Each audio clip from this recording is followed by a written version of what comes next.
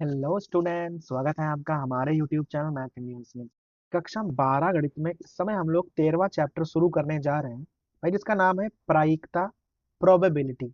और अभी हम आपको एक्सरसाइज 13.1 का इंट्रो पढ़ाने जा रहे हैं। भाई इंट्रो का मतलब है यहाँ से हम लोग पाठ की शुरुआत करने जा रहे हैं। प्रायिकता वाला जो चैप्टर है ना, वो आपने कक्षा 11 में भी पढ़ रखा है। तो भाई वहां पर क्या है ना, कि जो आपको प्रायिकता के बेसिक्स हैं वो सब पढ़ा दिए गए थे। जो नॉर्मल सवाल होते हैं ना प्रायिकता पर, वो सब आपको कक्षा 11 में कवर करा दिए गए थे। ठीक है, तो मैं आशा करते हैं कि आपको वो सब अच्छे से आता है। तो अभी हम जो पढ़ने वाले हैं वो भाई बेसिक से कुछ ऊपर है। ठीक है, अभी ना प्रायिकता के कुछ प्रकार हैं, तो यहाँ पर हम कुछ अलग प्रकार के भाई सवाल पढ़ने वाले हैं कक्षा 12 में। वो जो नॉर्मल सवाल थे भाई वो नहीं यहाँ पर पढ़ेंगे। तो अभी देख लो कि कक्षा 12 में आपको पहली चीज क्या पढ़नी है। भाई पहली चीज है सह प्रतिबंध प्रायिकता, कंडीशनल प्रोबेबिलिटी। भाई देखो इसका नाम ही है कंडीशनल। अभी तक क्या था कि आपको सीधे सवाल पूछे जा रहे थे कि भाई 10 तक गिनतियां लिखी हुई हैं, उसमें से कोई गिनती एक निकाली, सम है तो प्रायिकता ज्ञात करो। ठीक है, पत्तों वाले सवाल आ गए। लेकिन अभी क्या है कि आपको प्रायिकता तो निकालनी है, लेकिन वहां पर एक कंडीशन लगी होगी, उसे हम लोग कहेंगे सप्रतिबंध प्रायिकता। ठीक है, तो भाई सबसे पहले हम इस चैप्टर में यही चीज पढ़ने वाले हैं। तो आप भाई देख लो कि सप्रतिबंध प्रायिकता क्या होती है। ठीक है, तो भाई उसको ना आपको एक उदाहरण से हम यहाँ बताने वाले हैं कि कितना अंतर आ जाएगा अगर आप सामान्य तरीके से निकालते हो, और जब कोई कंडीशन गिवन होती है तो भाई कितना अलग हो जाता है सवाल। बहुत ध्यान दीजिएगा। मान लो कि आपके पास कोई बॉक्स है, कोई बॉक्स है जहां पर 1 से 10 तक जो गिनतियों के ना कार्ड रखे हुए हैं। आपके पास कोई बॉक्स है, उसमें 1 से 10 तक की गिनती लिखे हुए कार्ड रखे हुए हैं। ठीक है, अभी आपको क्या करना है, रैंडम एक कार्ड पिक करना है और उस पर सम संख्या होने की प्रायिकता आपको ज्ञात करनी है। सम संख्या होने की प्रायिकता। अब देखो भाई कैसे आप ज्ञात करते थे। देखो ये सवाल एकदम कक्षा 11 वाला है, जहां पर आपको सामान्य तरीके से प्रायिकता ज्ञात करनी है। ध्यान दीजिएगा। अभी हमारे पास बॉक्स है, वहां पर 1 से 10 तक की गिनती के ना कार्ड रखे हैं। तो अगर 1 से 10 तक गिनती के कार्ड हैं, तो आप यहाँ पर इसकी प्रतिदर्श समष्टि बना सकते हो। प्रतिदर्श समष्टि क्या होती है, संपूर्ण घटनाओं की भाई जो संभावना होती है। अब देखो क्या हो जाएगी। देखो या तो एक गिनती, दो, तीन, चार, पाँच, छ, सात, आठ, नौ और 10। भाई ये 10 प्रकार की घटनाएं घट सकती हैं, क्योंकि वहां पर 1 से 10 तक गिनतियों के कार्ड रखे हुए हैं। तो कुल मिलाकर 10 प्रकार की घटनाएं अंदर कैद हैं। और आपसे पूछ रहा है कि सम संख्या होने की प्रायिकता ज्ञात करनी है। तो अगर आप इसकी समष्टियां बनाना चाहोगे, मान लो ये घटना ए है, मान लो ये वाली घटना ए है, तो आप इसकी समष्टियां कैसे बनाओगे। देखो अब समस्त घटनाओं में आपको ना वो घटनाएं ढूंढनी है जो सम संख्याएं हैं। तो कौन कौन सी होंगी, 2 है, 4 है, 6 है, 8 है और 10 है। फिर आप प्रायिकता ज्ञात कर सकते हो। भाई पीए क्या हो जाएगी, पीए होगी जो इसकी भाई घटनाएं हैं, कितनी है, 5 है, और जो कुल घटनाएं हैं उससे भाग कर देना होता है। ठीक है, किसी भी घटना की प्रायिकता क्या होती है, उस घटना के अनुकूल जो समष्टियां हैं और बटे में कुल समष्टियां आपको रखनी पड़ती हैं। और भाई आंसर आपके सामने है। तो अगर 1 से 10 तक गिनती के कार्ड आपके पास हैं और उसमें से आपको सम संख्या निकालनी है, तो प्रायिकता हो जाएगी 1/2, अर्थात आधी आधी संभावना है।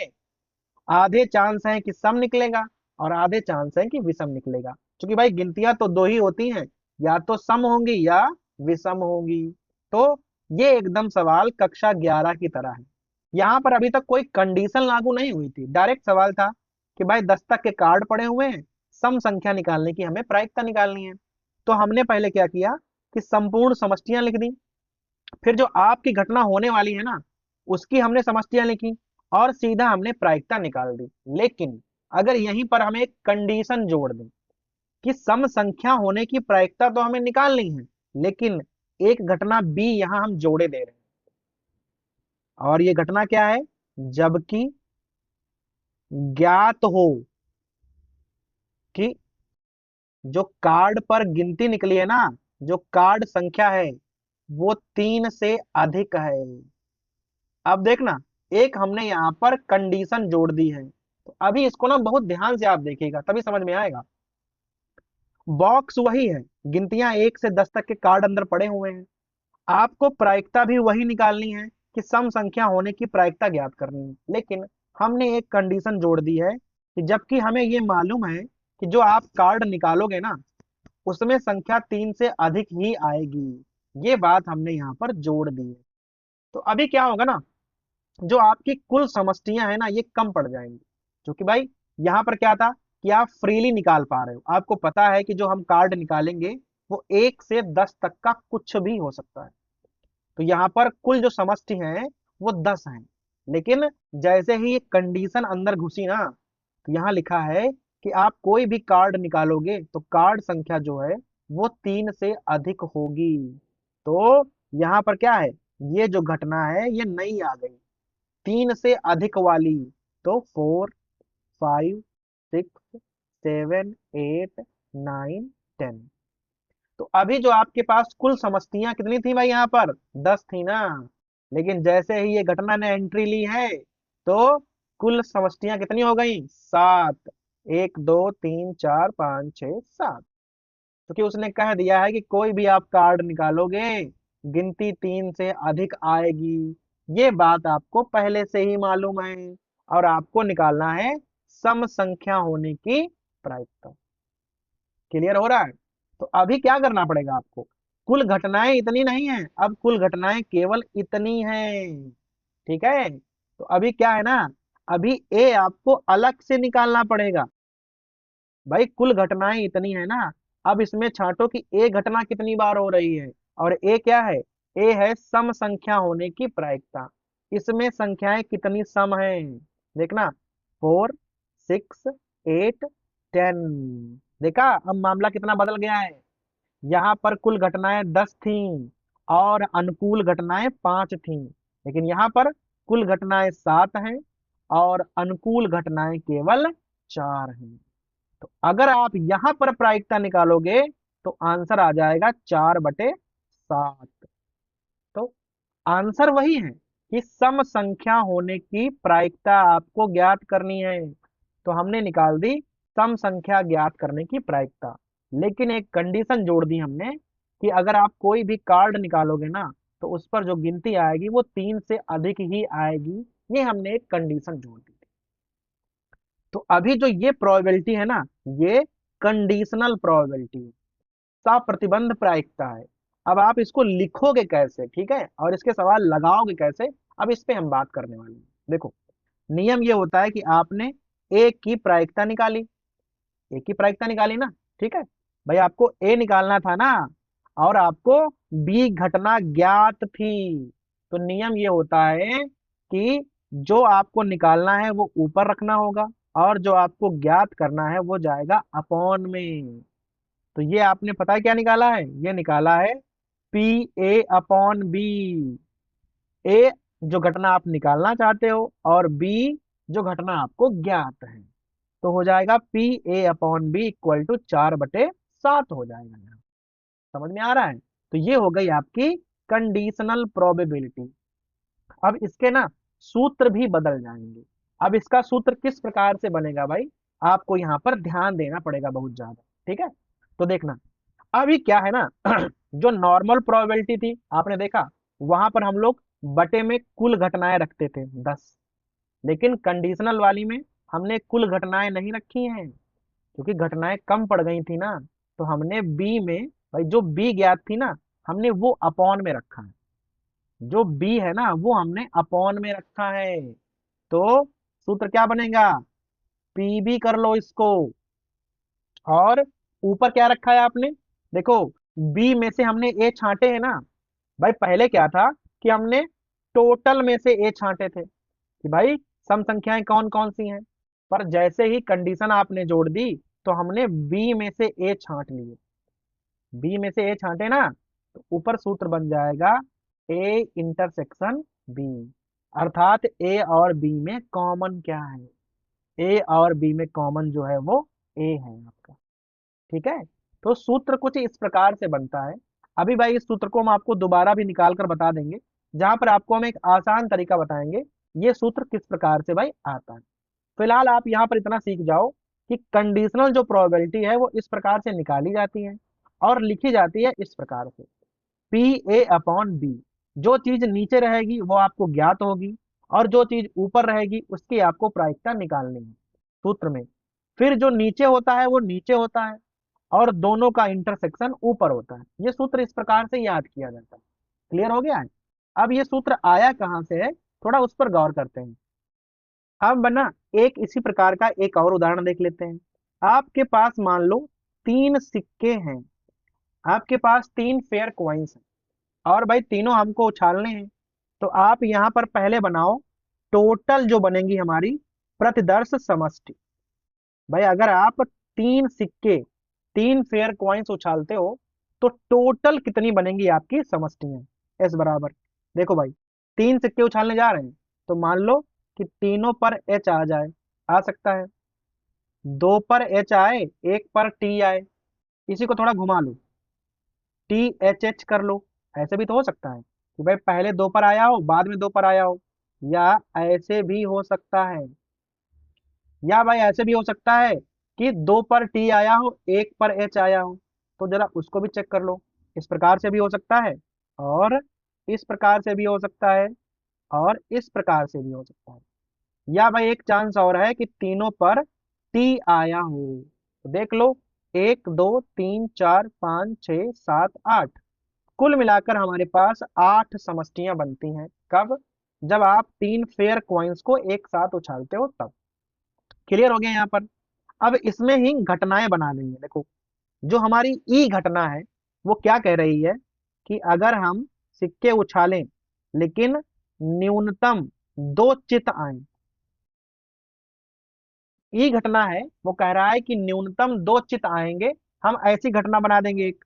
और आपके पास एक एफ घटना है कि पहले सिक्के पर, ध्यान दीजिएगा, पहले सिक्के पर पट आए। ये आपने भाई मन में 2 घटनाएं सोच ली। अभी क्या करना है आपको, इनकी समष्टियां ना अलग से बनानी है। तो देख लो, पहले हम ई बनाएंगे, तो जरा ई बना दो। न्यूनतम 2 चित आए, देखो न्यूनतम 2 चित का मतलब है या तो 2 आएंगे या 2 से ज्यादा आएंगे।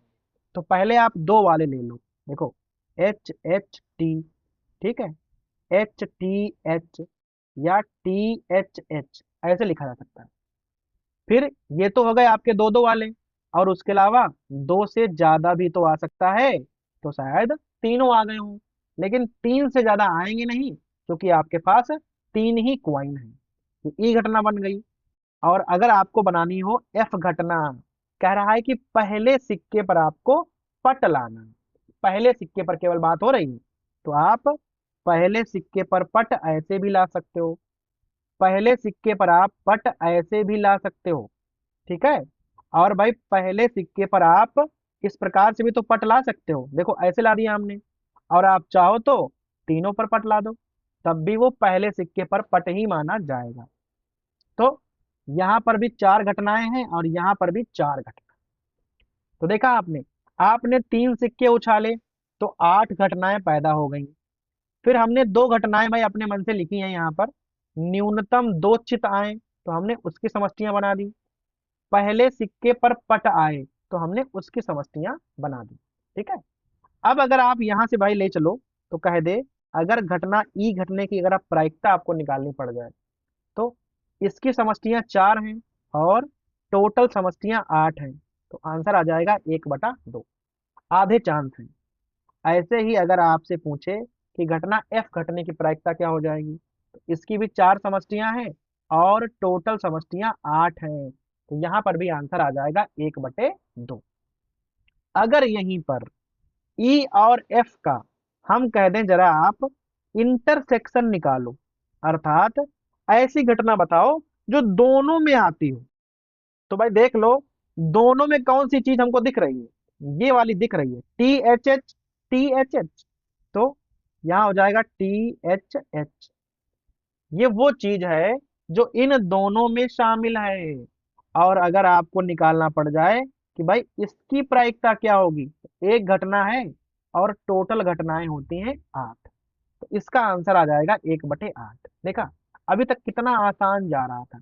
ये सब आपने कक्षा 11 में पढ़ा हुआ है। अब इसमें कक्षा 12 वाला कहाँ पे आएगा देखना। अब हम एक शर्त लगा देंगे, यहां पर हम क्या करेंगे, एक शर्त लगा देंगे कि आपको ई की प्रायिकता ज्ञात करनी है। बहुत ध्यान दीजिएगा, आपको ई की प्रायिकता ज्ञात करनी है, लेकिन कंडीशन क्या है, जबकि एफ आपको ज्ञात है। बस ये आ गई आपकी कंडीशन कि हमें ई की प्रायिकता ज्ञात करनी है और एफ हमें पहले से ज्ञात है। तो देखो, ई की प्रायिकता थी कितनी थी यहाँ पर, 1/2 थी। भाई 4 घटनाएं थी, तो प्रायिकता है 1/2। लेकिन अभी क्या होगा, प्रायिकता बदल जाए। अभी क्या होगा कि भाई प्रायिकता बदल जाएगी। कैसे बदलेगी, क्योंकि हमें ई की प्रायिकता निकालनी है और एफ कह रहा है कि ज्ञात है, एफ हमें पहले से मालूम है। तो अब क्या होगा, आपकी जो टोटल समष्टियां 8 थी ना ऊपर, ये अब क्या होगा, ये कम पड़ जाएंगी। ठीक है, ये जो टोटल समष्टियां हैं वो आपकी अब कम पड़ने वाली हैं। अब ये 8 समष्टियां नहीं बचेंगी, क्योंकि एक कंडीशन हमने जोड़ दी है कि एफ हमें पहले से मालूम है। तो अब भाई ध्यान देना, अब आप कैसे निकालोगे कि ई की प्रायिकता जबकि एफ आपको ज्ञात है। तो देखो, पहले आप ई पर गौर करो, ये आपके पास 4 समष्टियां हैं। फिर आप एफ पर गौर करो, ये आपके पास 4 समष्टियां हैं। अब आपको देखना है कि एफ आपको पहले से मालूम है, एफ आपको पहले से मालूम है, तो आपके पास कुल घटनाएं 4 हो गई। ठीक है, क्योंकि एफ आपको पहले से मालूम है तो आपके पास कुल घटनाएं 4 हैं। और एफ के हिसाब से ई में कौन सी घटना है जो एकदम एफ में आपको कॉमन मिल जाती है। भाई, क्योंकि अब कुल घटनाएं कितनी हैं, कुल घटनाएं केवल 4 बचती हैं, 8 नहीं, 8 का काम खत्म। क्योंकि एफ आपको ज्ञात है ना, तो कुल घटनाएं 4 हैं। ठीक है, और ऐसी घटना आप देखो जो एफ में हो और ई को सूट करती हो, तो वो हो जाएगी टी एच एच, जिसकी संख्या केवल 1 है।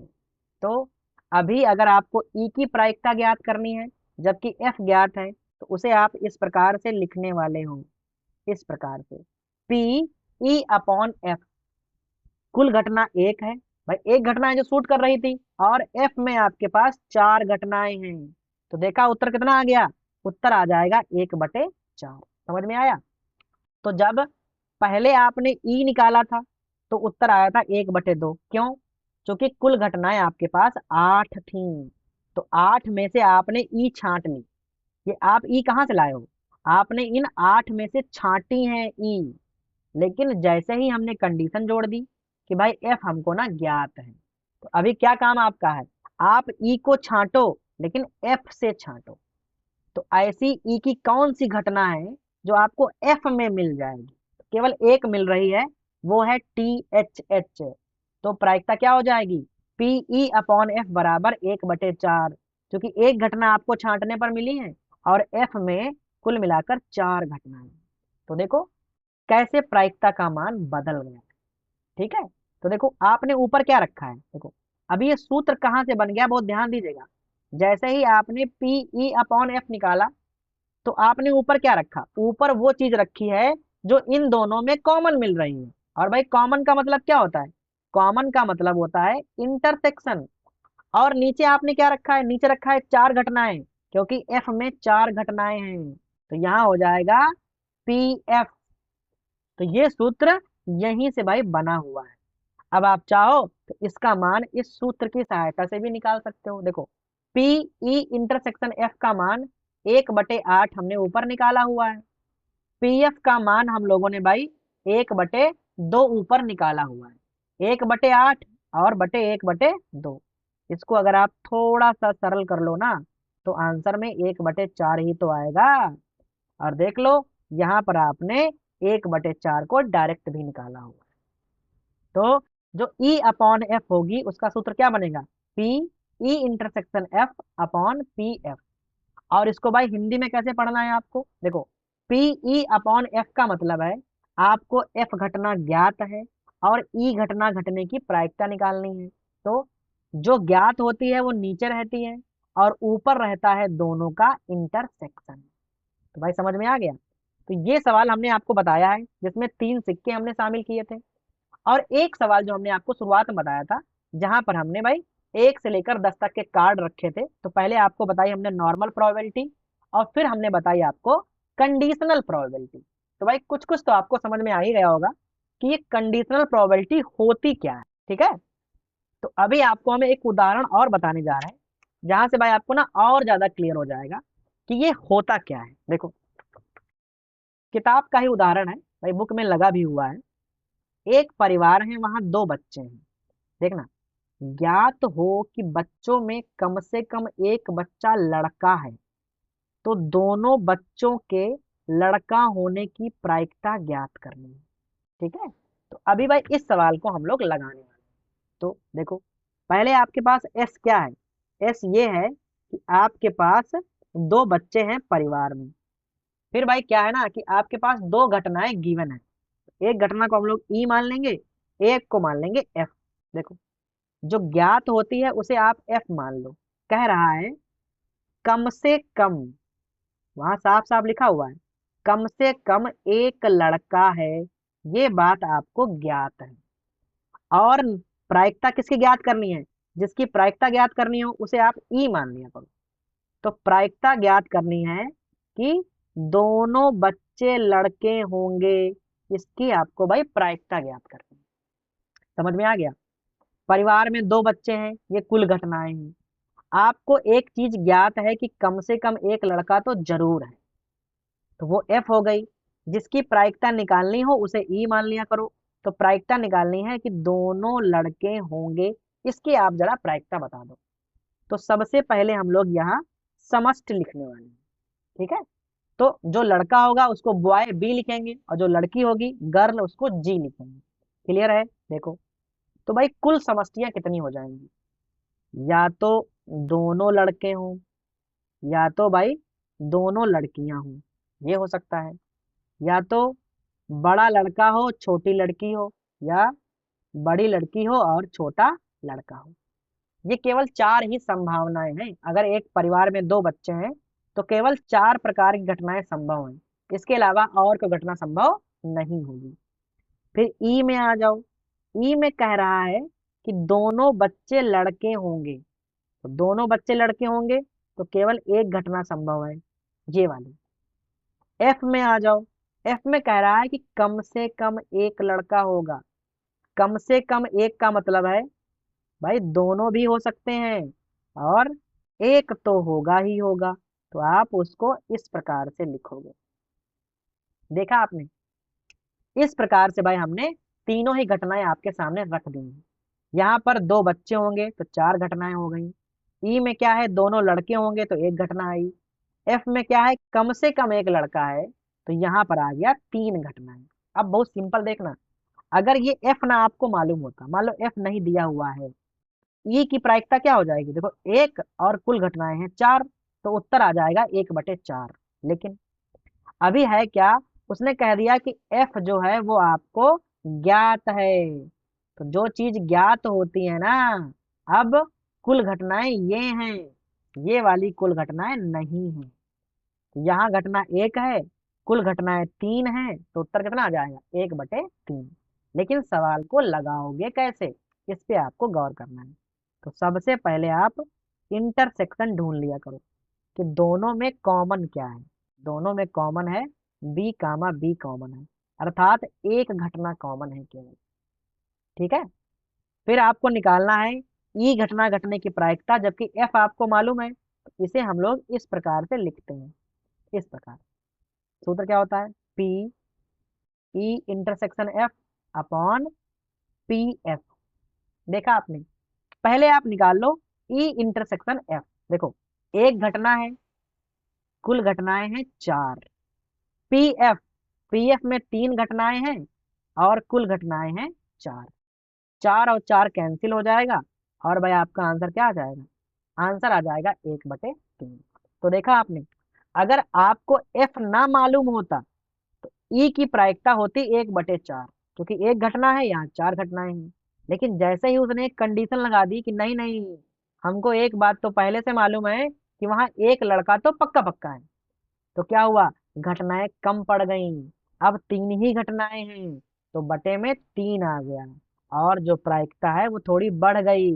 पहले प्रायिकता 1/4 थी, अब हो गई है 1/3। तो देखा, कंडीशन लगाने से मान किस प्रकार से बदल जाते हैं, समस्याएं किस प्रकार से बदल जाती हैं, और भाई उत्तर किस प्रकार से बदल जाते हैं। ठीक है भाई। तो अभी क्या है ना, अभी हमने आपको तीन उदाहरण बता दिए हैं जहां पर हमने आपको समझाया है कि भाई कंडीशनल प्रोबेबिलिटी क्या होती है। ठीक है। तो भाई आशा करते हैं कि आपको ये उदाहरण समझ में आ गए होंगे, जिसकी सहायता से आप ये जान गए होंगे कि साफ प्रतिबंध प्रायिकता क्या होती है, और इसे भाई हम लोग किस प्रकार से यहाँ लगाने वाले। क्लियर है। तो अगले वाले वीडियो में हम भाई जो पहली प्रश्नावली है हमारी 13.1, जहां पर आपको इसी प्रकार के सवाल मिलने वाले हैं भाई, उसकी शुरुआत करेंगे।